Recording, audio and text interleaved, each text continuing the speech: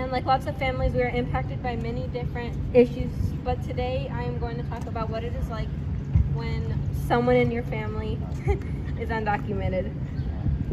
My dad is caring and is always there for us and everyone around him, but knowing that there's always a chance that he could be deported is scary. My dad not having papers impacts our families in a lot of ways. Whenever we drive, especially far from our house, my stepmom has to drive because it could be bad if my dad gets pulled over because he is not allowed to get a driver's license. There was once a time we got pulled over with my dad driving. I was so scared. I knew what could happen in that moment, and I didn't even want to look at the police officer. I remember as soon as he finally walked away, my siblings and I all just started crying in the back of the car. We also can't travel together outside of the U.S., so my dad can't see his family, and he has to stay behind alone when we go see my abuelos.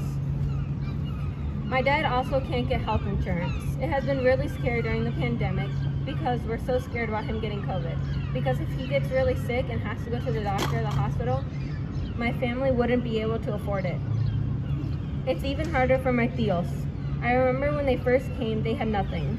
I asked my dad why they were limping and why their shoes were torn up. And he told me it's because the trip here is so hard. Their kids are back in Mexico and they don't even know when they'll be able to see them again.